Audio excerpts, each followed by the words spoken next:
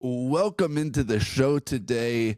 If you're watching on YouTube or listening on Apple or Spotify, thank you for making this podcast part of your day. While you're here, why don't you join the rest of the 4,000 and hit that subscribe button so this podcast shows up in your feed Monday through Saturday throughout the season and in the off season. That's what this podcast guarantees.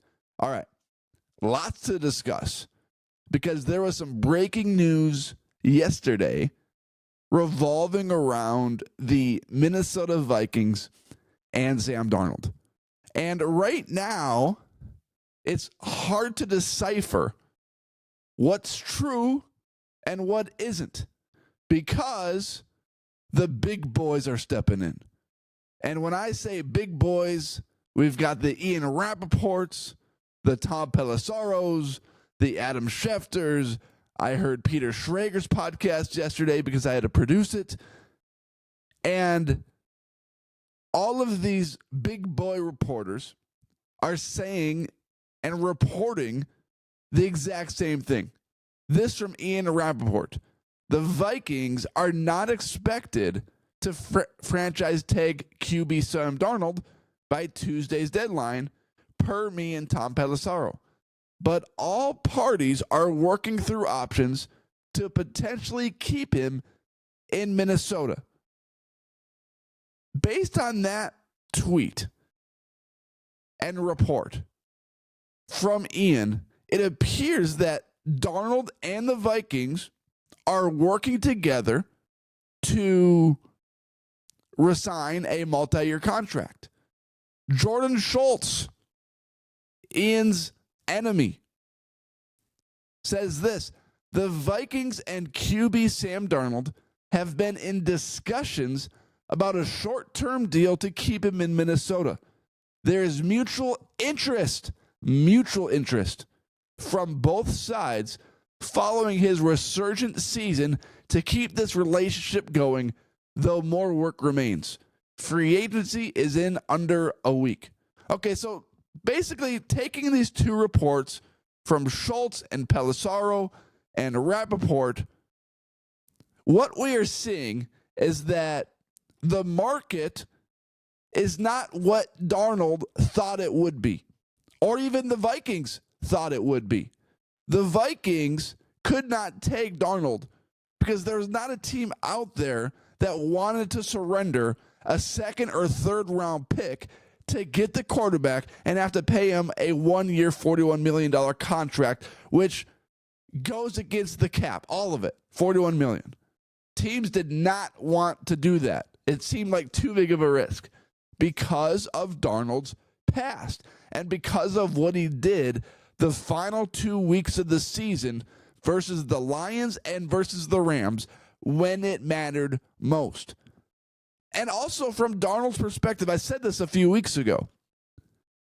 When Darnold experienced what he experienced with the Jets and with the Panthers, and not so much with the 49ers, he was only there for a year and it was a backup, but when you've experienced two horrific quarterback situations like the Jets and Panthers, then you are going to be a little more hesitant to go back to a similar situation like that when there is an offer on the deal to be in the most magnificent QB situation in the entire NFL with a Justin Jefferson and a Jordan Addison and a TJ Hawkinson. There is interest from Darnold to come back to Minnesota. And Jake said it, I said it, and the number just has to be right.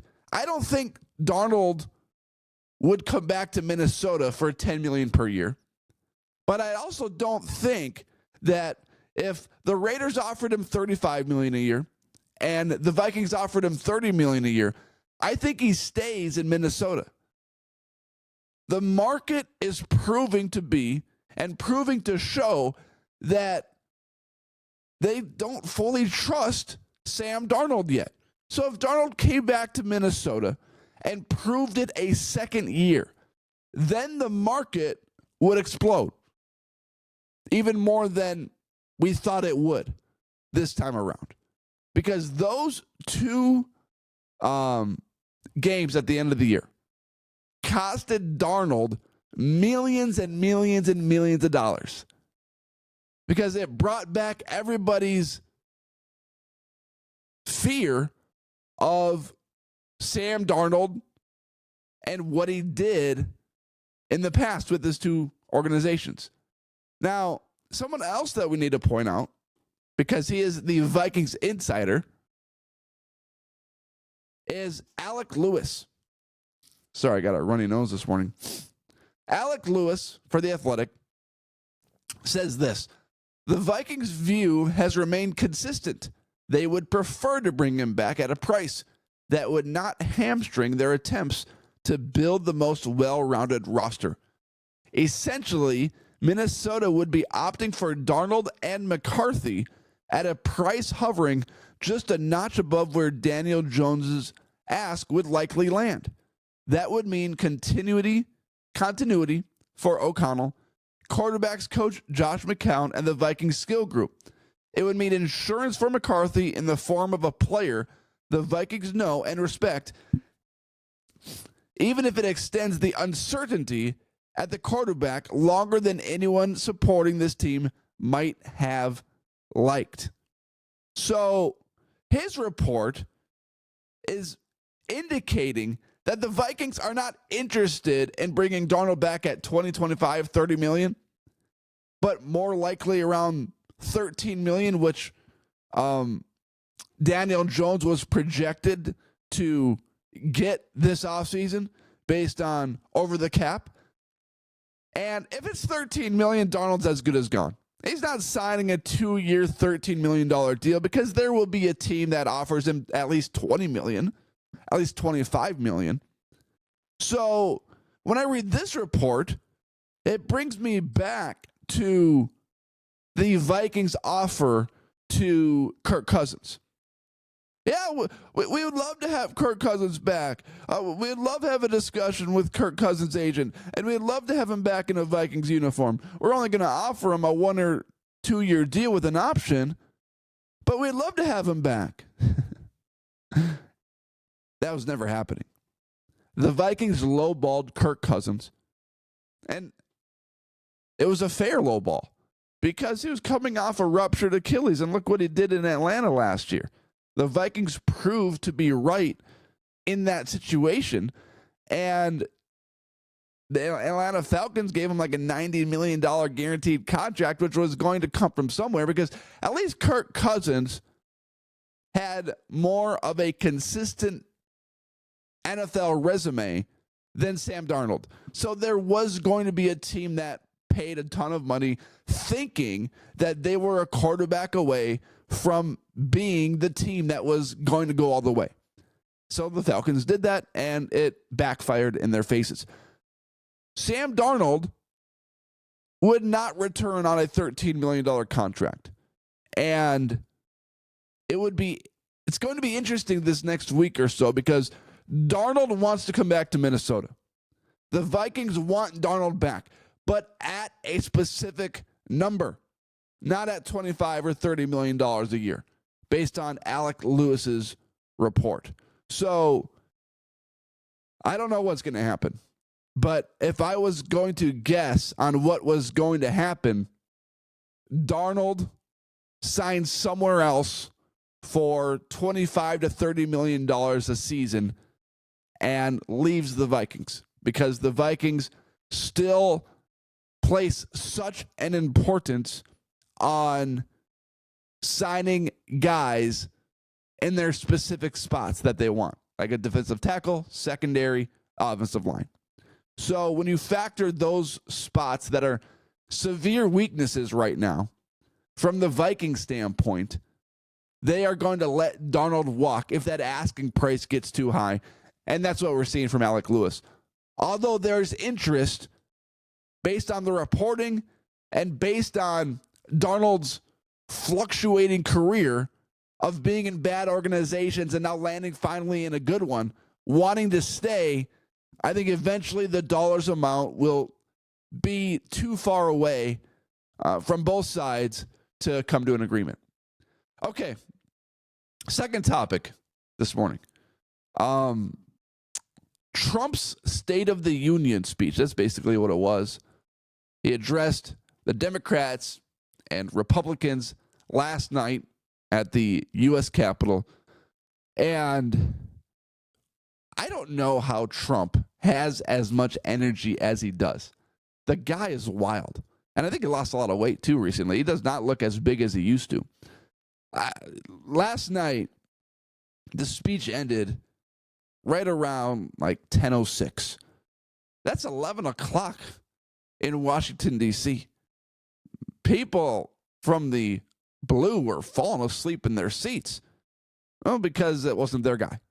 But watching that speech, it makes me think of something, because Republicans are standing up and down every 5 minutes based on what Trump said. And it's the exact same thing every 4 years.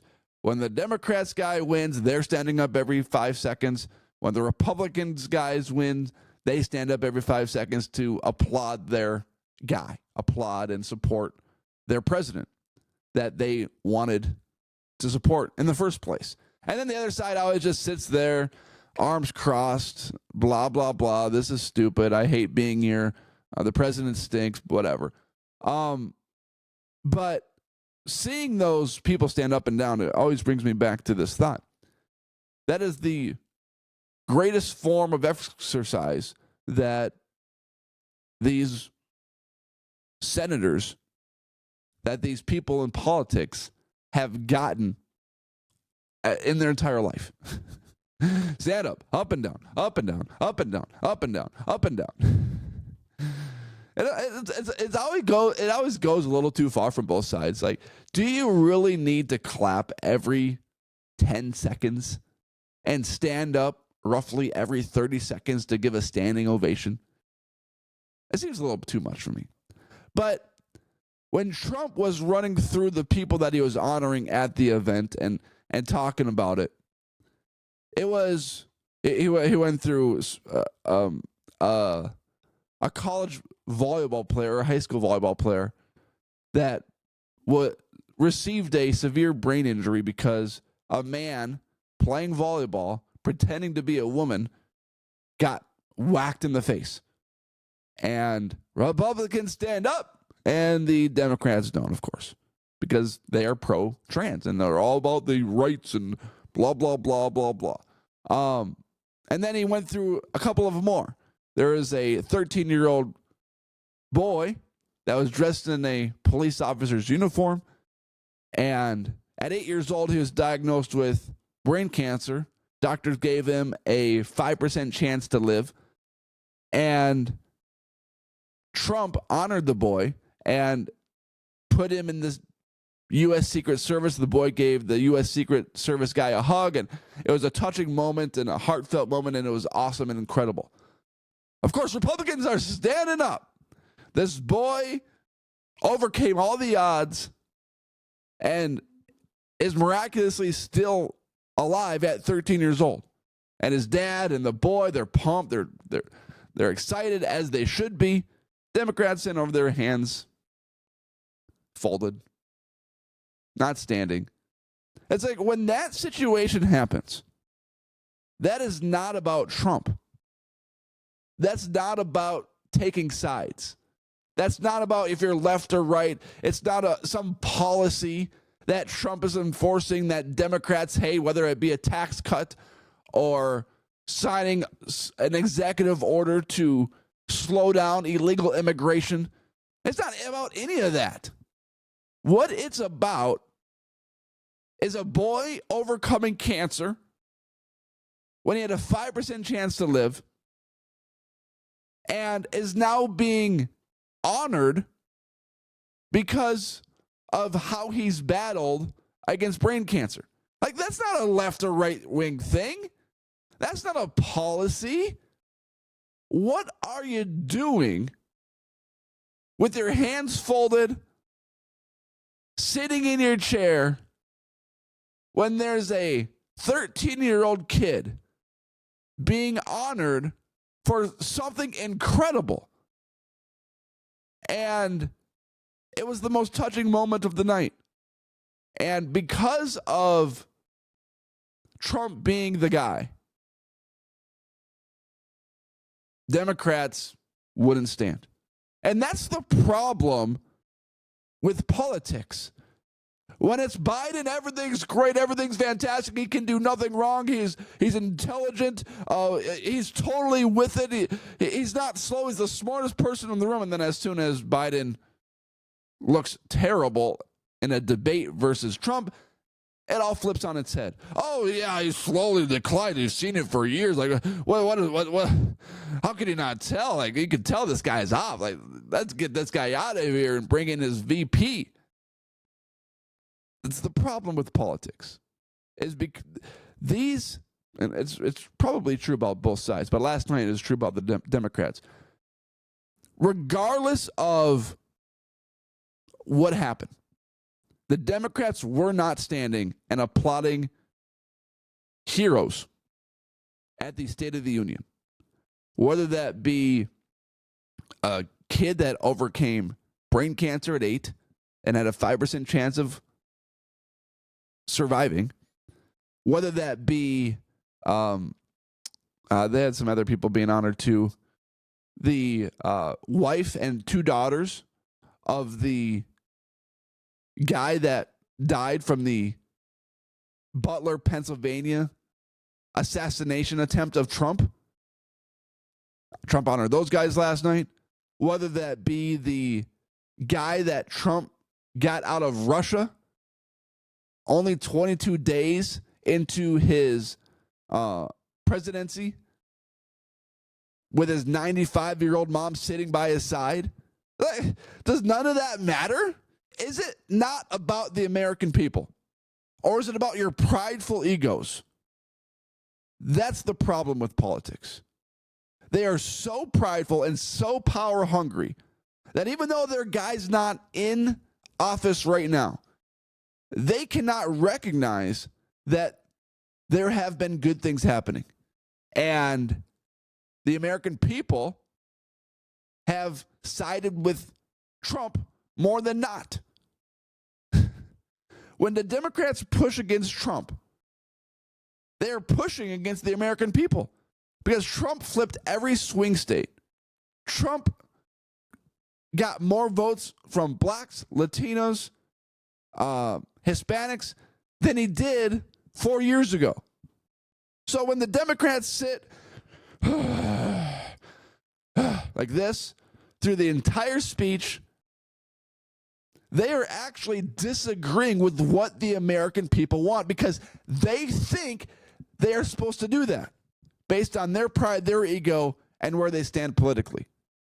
When it has nothing to do with politics, some of the stories that he ran. Of course, we talk about the tax cuts. He's talking about his policies. Okay, I get why you're not going to stand, because it's not your policy, and of course you're not going to agree with it. But when you're talking about people that have overcome odds or are dealing with massive affliction, whether the death of a loved one or whatever the case may be, and you stand down there, shrug your shoulders and cross your arms and don't give a rat's you know what about the situation, what are you doing? Why? What is happening inside your mind that you cannot stand and give a round of applause to a 13-year-old kid who overcame brain cancer, who just now got honored with being a member of the U.S. Secret Service?